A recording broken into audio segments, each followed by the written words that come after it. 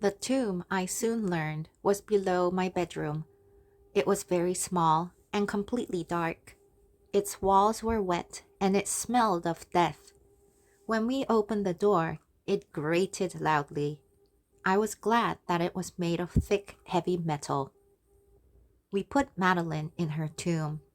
Then Usher and I stopped and looked at her face. "Look," said Usher.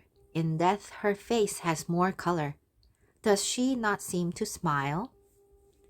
He was right. In death her face seemed more alive. We could not look at the dead lady for long, though, and soon returned upstairs. After a few days, my friend looked better, but then he began to act strangely and nervously again. He seemed to have a terrible secret. His skin became paler, and he looked into empty space for hours.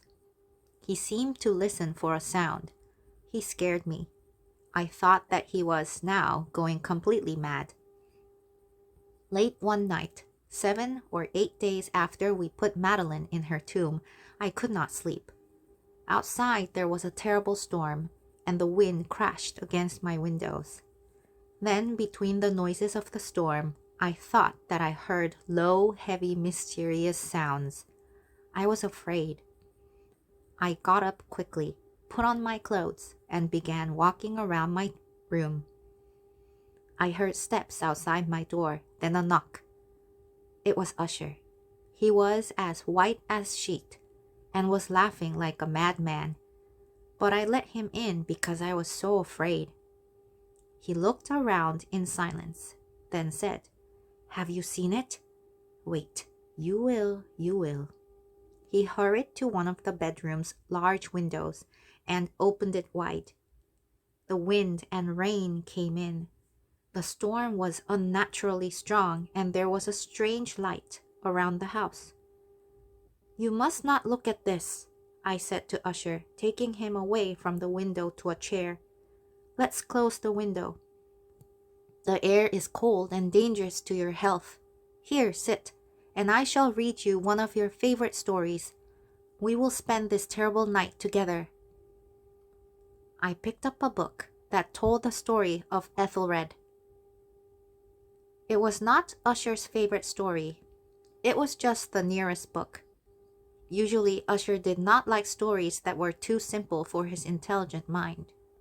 I hoped, though, that I could call him with an old story about a brave man. I began to read, and Usher seemed to be very excited by the story. I came to the part where Ethelred tries to get into the house of a crazy old man. The man lives alone in the forest. Ethelred asks to come in, but the old man refuses. The story goes like this.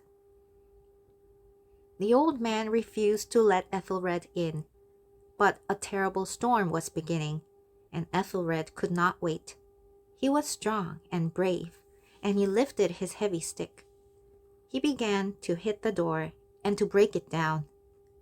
The noise was loud and traveled all over the forest. At the end of the sentence, I stopped in fear. I thought I heard a sound from somewhere in the house, or was it the storm outside? I continued to read. When Ethelred got through the door, he did not see the crazy old man. To his surprise, there was a large and terrible animal in the man's place. It was like no animal on earth. Next to it was a pile of gold. On the wall above it was a metal sign that read, "You are here, so you are brave. If you kill the animal, you will win the gold." Ethelred lifted up his stick and hit the animal on the head. It fell down and died. But before it died, it screamed. The noise was loud and terrible, and Ethelred had to cover his ears. Again, I stopped reading. I was sure that I heard a long screaming sound. The sound was not in my mind from the story. It came from inside the house. I said nothing, though, because I did not want to excite Usher. Could he hear the sounds too? I was not sure, so I continued to read. After Ethelred killed the animal, the metal sign on the wall fell to the floor with a loud ringing sound. As I read the words ringing sound, I heard a similar sound inside the house. I felt terrible fear. This time I was sure. Someone was screaming and hitting metal. Then I heard grating sounds. A heavy metal door was opening. I knew now that Usher was listening to the sounds too. The look on his face was different. He turned his chair and faced the door of the room. His eyes were open wide and his body was shaking. He began to talk to himself in a low voice. I jumped to my feet and ran to Usher. He was looking straight in front of him and did not notice me. When I put my hand on his shoulder, he shook again. Then he spoke words that I will never forget. Now do you hear it? I hear it and have heard it.